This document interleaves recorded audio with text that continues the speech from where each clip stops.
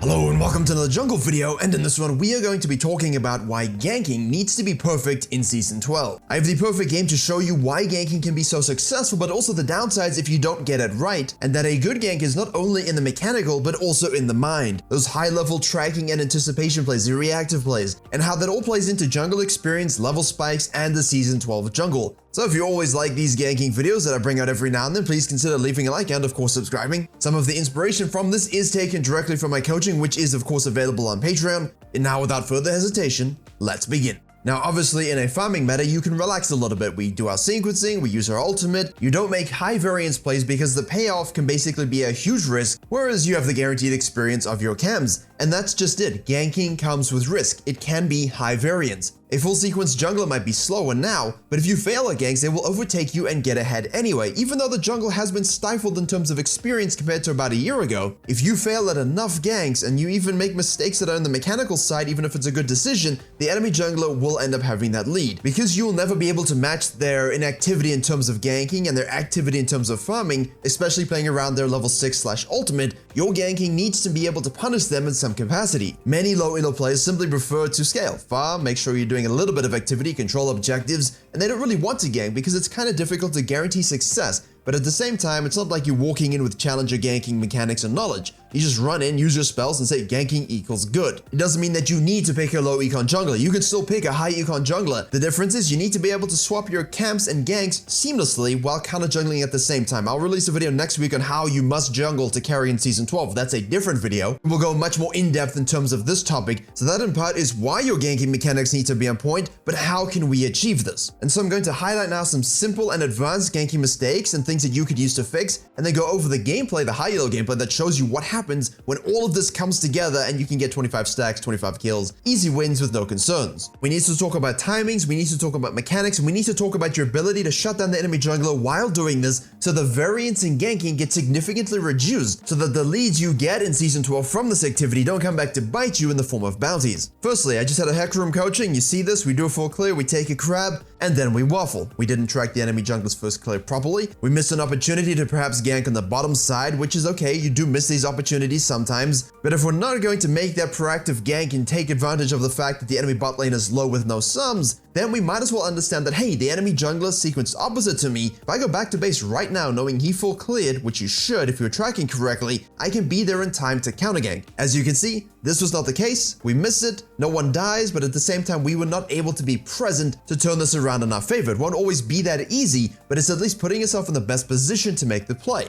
What if you're simply a level 3 ganker, you do a blue side, you do a buff grump, you do a red raptor's grump, doesn't really matter what clear you do, you head to the mid lane. Look at this Javan. Not only did he miss his spells, he committed his flash to a champion that doesn't have flash. Your ganking mistakes can really cost you in the long run. Now if you decide to come back and gank again and the victor flashes away, all of a sudden you don't have flash when you should have just hit your spells in the first place, and now the enemy can flash away, so instead of having 2 kills, you only have 1. Fortunately, the victor doesn't have his flash anyway, and you repeat gank after doing your red and you get another kill. This is excellent early pressure, but you always have to consider what is the enemy jungler doing at the same time. And you have to recognize that as you get better and as you climb more, you're gonna have this mistake get significantly punished. While this might seem like a little thing to you guys, if you look at the Volibear who was doing the same thing on the top side, instead of using his E a little bit more proactively in anticipation for where the enemy laner was going to end up, he used it where he was. That's just bad ganking technique. Try and use your spells to where the enemy is going to end up so you can actually hit it. And now this is a bit of mind games when both laners and you have flash. But if you hit all your spells in anticipation and you force that flash out while still having your flash and gap closer, now you can always guarantee to get that kill.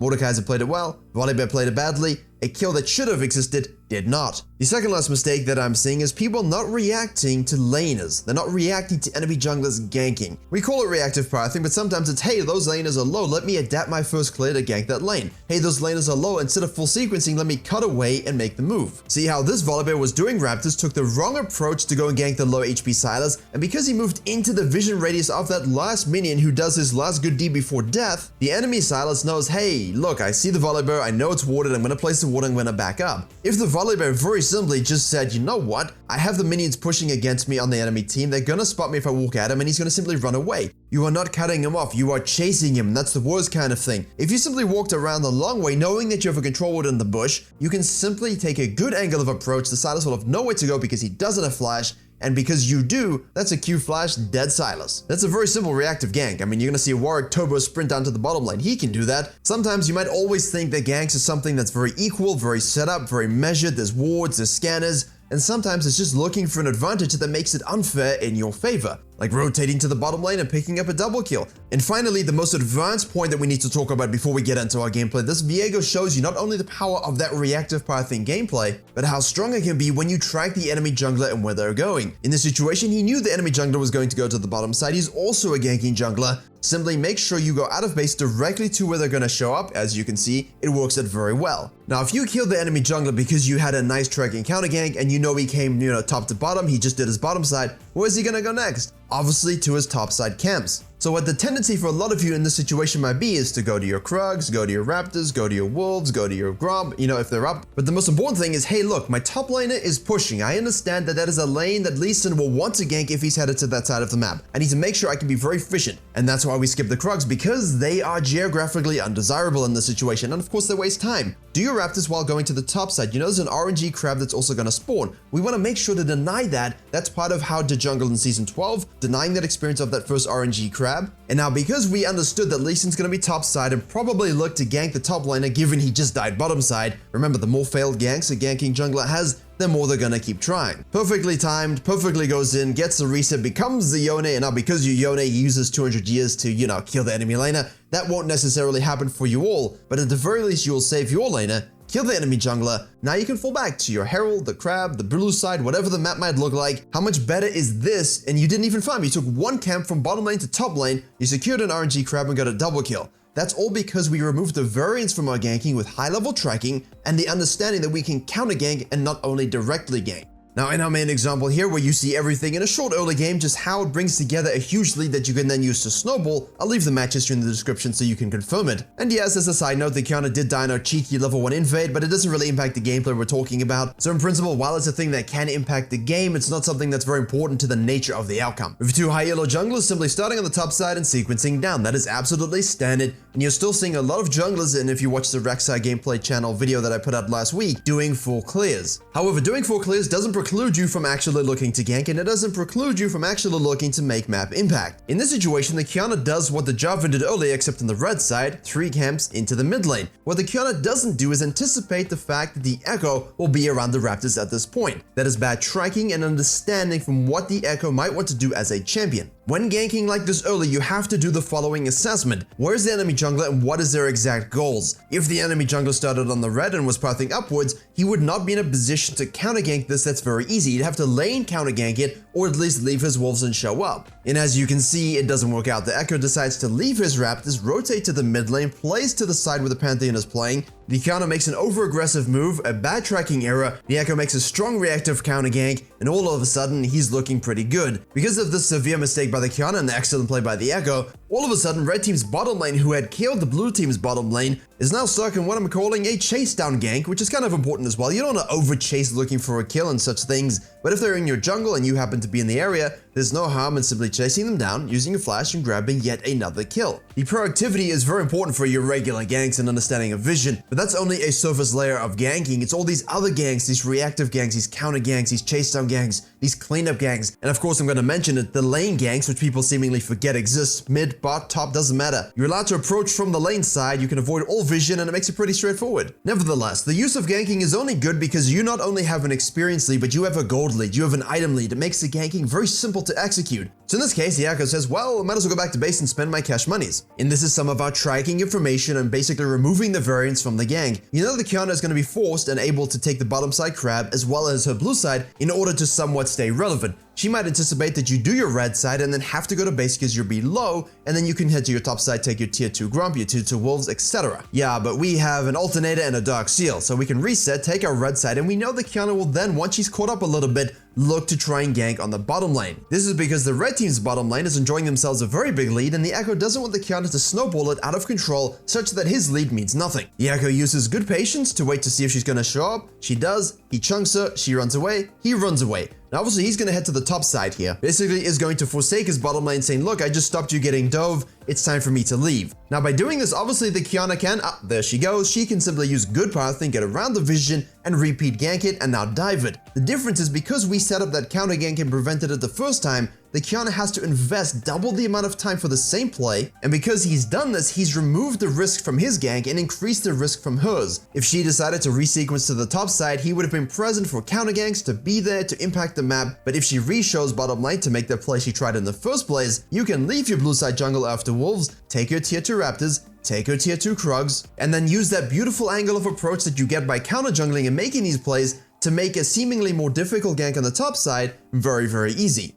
And unlike the Jarvan and Volibear mistakes mechanically, not using anticipation, the Echo does it absolutely perfectly, knowing where to put the W, knowing that the Akali is going to yeet back in, stuns her, kills her, and moonwalks away. Now the Qiyana might be out of the game at this point, but we really need to make her out of the game. She has no camps to fall back to, which means she's going to have to be on her red when we expect it, especially if we see her. So while Echo has done his Grump in blue and is looking for the invade, once it's warded out, we can simply do a nice drive-by on the mid lane. You're just looking for some damage, for some chunk, for some resource management issues for the enemy laner. You're not necessarily looking for kill threat, you're just looking to make your presence known. The Qiyana shows up, he understood that she was on the top side, and so he never really committed. A very big difference from the Qiyana at level 3 versus him right now. And this is what all of that ganking does, all of that tracking does when you actually have a lead. You force the enemy jungler into desperation. She thinks, well, I have prio, I know he's going to the Raptors, I'm going to try and contest it. The thing is, in a higher elo game, you can have a lot of supports rotating and defending and helping, but the most important thing is, if this happens in your game, you are level 6, she is level 5, 99.9% of the Qiyana's you guys are facing are not going to be remotely good,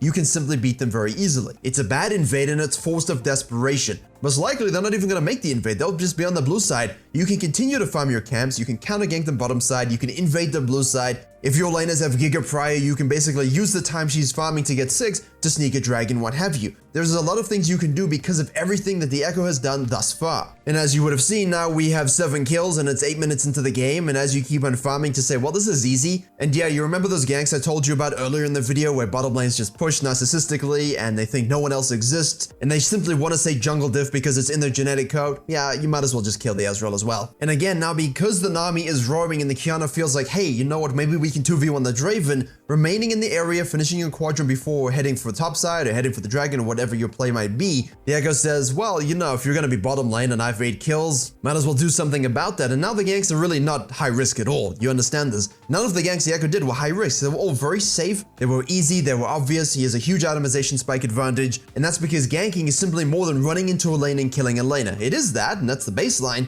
but all these advanced techniques and understanding why and how to gank are the ones that really give you those big leads and also suppress and deny the enemy jungler from ever being able to match you. Now the Echo repeats the process, applying pressure, taking objectives, winning counter ganks, winning skirmishes, and he snowballs the game out of control. If you want to understand how to close games out, I literally just released a video on that last week, so I'm not going to repeat myself here. I just wanted to show you how you can get a huge advantage by 10 minutes simply by having great ganking understanding in all its forms. So I will just cut it there. Thank you very much for watching. I hope you were able to enjoy and learn something. Please do like, share, and comment if you did. Consider subscribing for all the videos coming very soon, and as always, I will see you all in the next tutorial.